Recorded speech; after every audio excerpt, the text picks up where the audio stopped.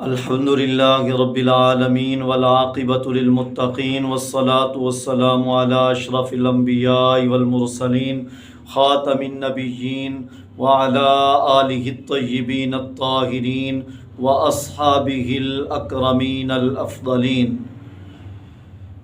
برادران اسلام، کل کی نشست میں قربانی کی شرعی حیثیت کے حوالے سے گفتگو ہوئی۔ آج کی گفتگو قربانی کے شرائط کے متعلق ہوگی۔ قربانی کی شرعی حیثیت کے حوالے سے ہم نے جانا کہ قربانی کی شرعی حیثیت وجوب کی ہے۔ سوال یہ ہے کہ آیا قربانی ہر شخص پر واجب ہے؟ تو اس کا جواب نفی میں ہے کہ قربانی ہر شخص پر واجب نہیں ہے، بلکہ قربانی کے وجوب کے لیے کچھ شرائط ہیں۔ اگر وہ شرطیں پائی جائیں تو قربانی واجب ہوتی ہے، اگر وہ شرطیں نہ پائی جائیں تو قربانی واجب نہیں ہوتی۔ وہ شرائط کون کون سی ہیں؟ نمبر 1، قربانی کے وجوب کے لیے پہلی شرط تو اسلام ہے، یعنی مسلمان ہونا۔ غیر مسلم پر قربانی واجب نہیں ہے، اگرچہ وہ کتنا ہی مالدار ہو، اس لیے کہ شرعی احکام مسلمان پر لاگو ہوتے ہیں۔ غیر مسلم سے شریعت مطہرہ کا پہلا تقاضا یہ ہے کہ وہ کلمہ پڑھ کے دائرہ اسلام میں داخل ہو جائے۔ جب وہ کلمہ پڑھ کے دائرہ اسلام میں آ جائے گا تو پھر اس پر شرعی احکام، نماز، روزہ، حج، زکوٰۃ، قربانی اور دیگر احکام اس پر لاگو ہوں گے۔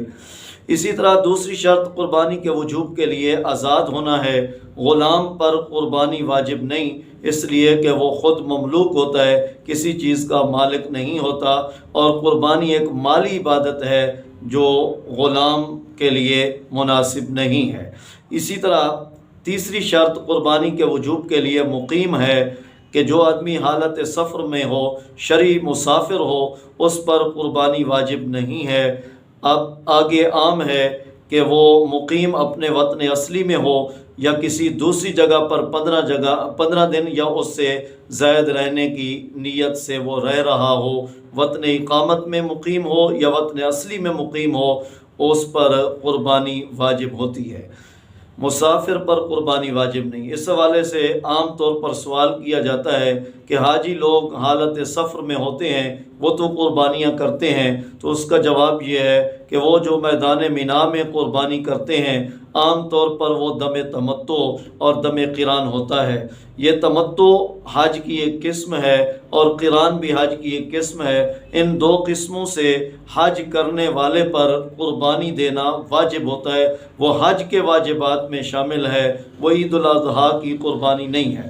البتہ بعض حاجی حالت سفر میں بھی قربانی کرتے ہیں، تو مسافر اگر حالت سفر میں قربانی کر لیتا ہے تو اس پر وہ ثواب پاتا ہے، قربانی اس کی ہو جاتی ہے، البتہ قربانی اس پر واجب نہیں ہے۔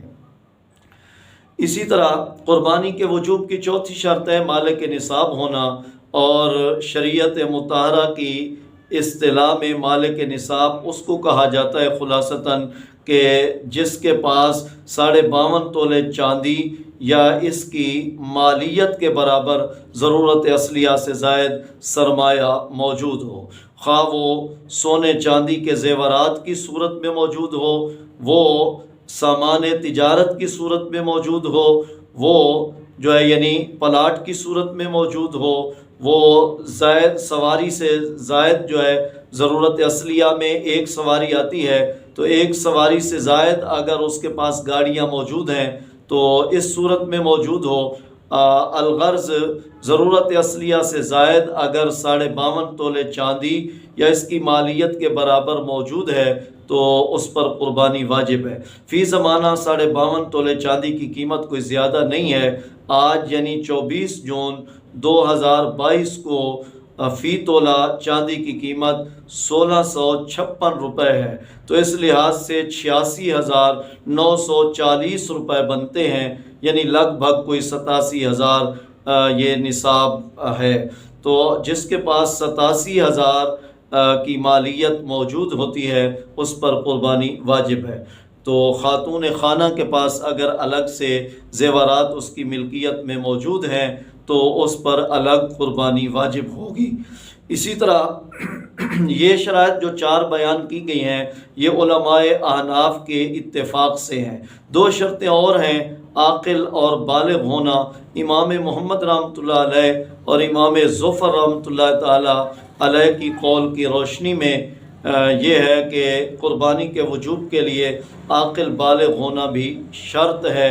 اگر بچہ ہے، اس کے پاس سرمایہ ہے، وہ نصاب کا مالک ہے، اسی طرح دیوانہ اور مجنون ہے، وہ اس کے پاس بھی مال موجود ہے، تو نہ اس بچے پر قربانی واجب ہے اور نہ ہی جو ہے یعنی دیوانے پر قربانی واجب ہے اور نہ ہی ان کے سرپرست پر قربانی واجب ہے۔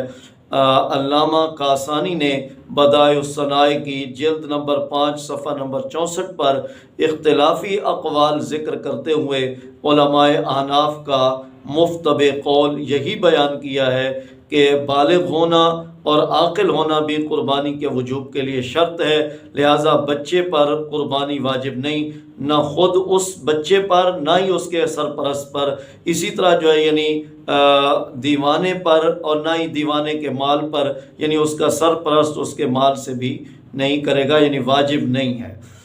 تو یہ قربانی کی شرائط ہیں۔ اللہ تبارک و تعالی ہم سب کو عمل کی توفیق عطا فرمائے۔ وآخر دعوانا ان الحمد للہ۔